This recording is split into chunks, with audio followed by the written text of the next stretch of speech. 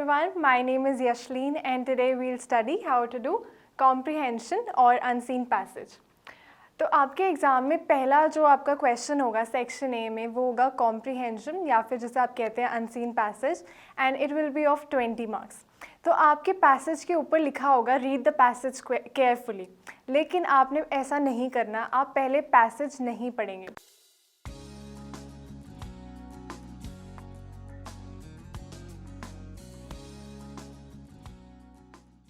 First you will read the questions. पहले आप questions पे जाएंगे जो आपके पैसेज के एंड में होगा। आप क्वेश्चंस रीड करेंगे कि क्या क्या क्वेश्चंस दे रखे हैं, उनमें क्या क्या मेन पॉइंट्स हैं। उसके बाद आप वापस अपने पैसेज पे जाएंगे और फिर आप पैसेज पढ़ेंगे।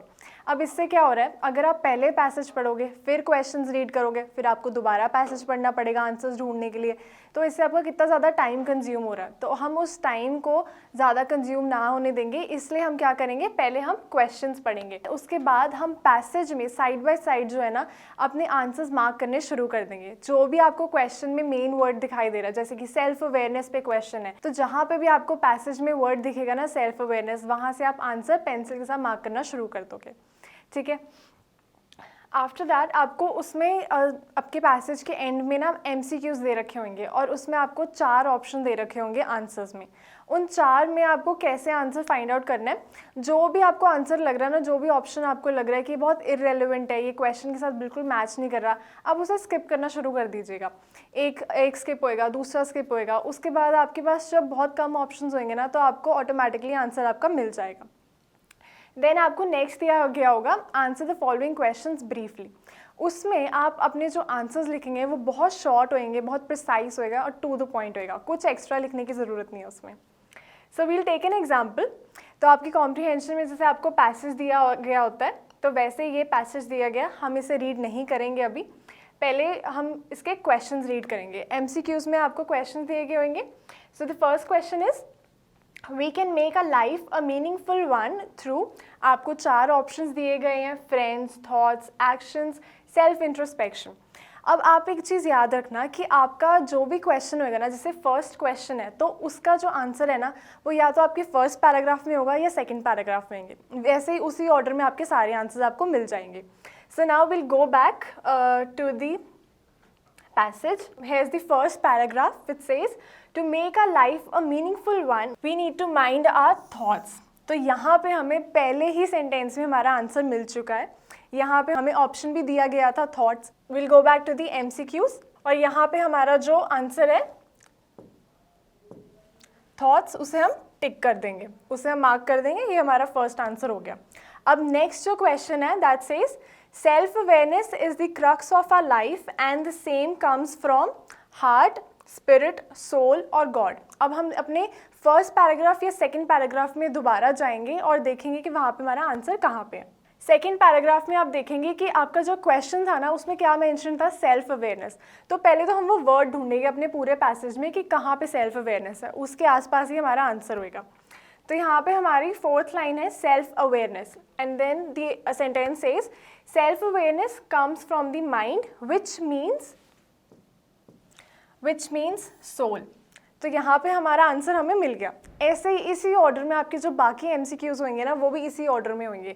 अगर फर्स्ट क्वेश्चन है तो आपको फर्स्ट या सेकंड पैराग्राफ मिलेगा, सेकंड क्वेश्चन है वो भी आपको सेकंड या थर्ड पैराग्राफ में मिलेगा। आफ्टर दैट आपका जो नेक्स्ट होगा ना question, it will be based on summary. तो समरी जो है ना उसमें आप पहले अपना जो पैसेज है उसे अच्छे से पढ़ेंगे, उसे अच्छे से समझेंगे कि ये पैसेज किस चीज़ के ऊपर है। उसके बाद आप उसका एक सूटेबल टाइटल जो है ना वो आप देंगे। टाइटल आपने तभी देना अगर वो मेंशन्ड होगा आपके पैसेज में।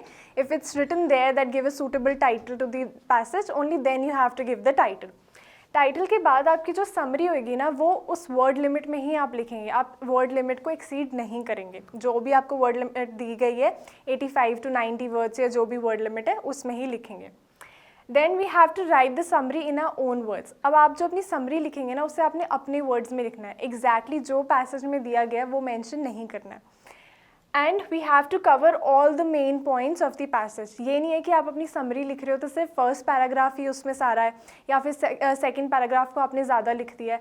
जो भी आपका पूरा पैसेज है ना जिसके ऊपर भी है वो हर उसमें जितने भी मेन पॉइंट्स हैं वो सब कवर होने चाहिए। And the most important part, you have to enclose it in a box.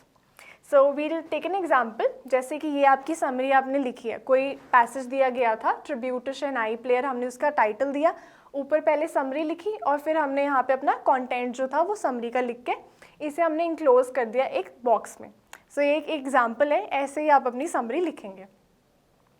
Next आपको क्वेश्चन दिया गया होगा नोट मेकिंग के ऊपर। अब नोट मेकिंग में आप क्या करेंगे, पहले तो आप अच्छे से अपना जो पैसेज है उसे रीड करेंगे, फिर उसमें से आप रफ पॉइंट्स जो है ना वो बनाएंगे, उसमें से जो भी मेन पॉइंट्स है, जो भी पैराग्राफ है उसमें रफ पॉइंट्स बनाएंगे, उसमें देखेंगे कि इसमें सबसे मेन हेडिंग कौन सी है, उसके सब पॉइंट्स क्या बन सकते हैं।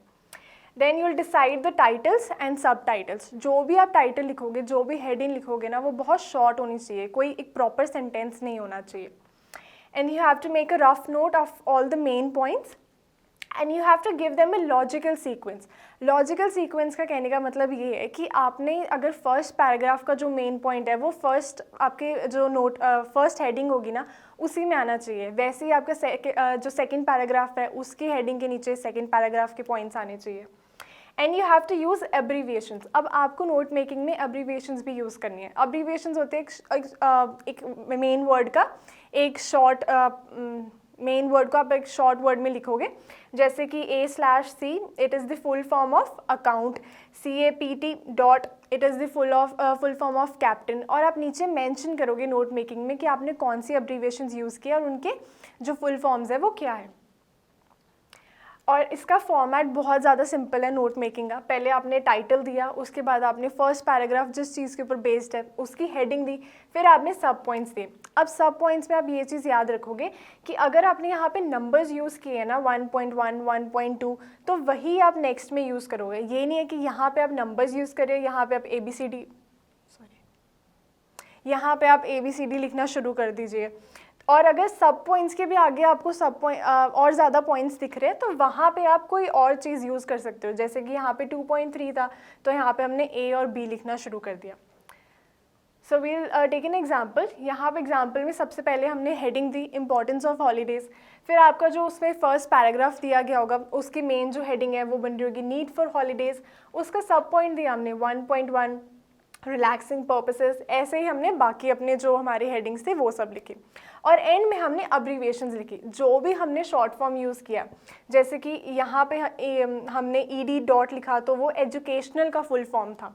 कोई भी लॉन्ग वर्ड होगा ना उसको आपने शॉर्ट में ही लिखना है।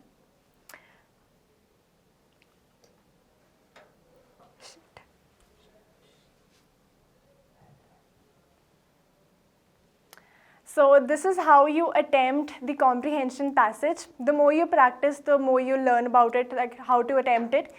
And I hope that you all understood it. Till then, I'll see you in the next video. Bye.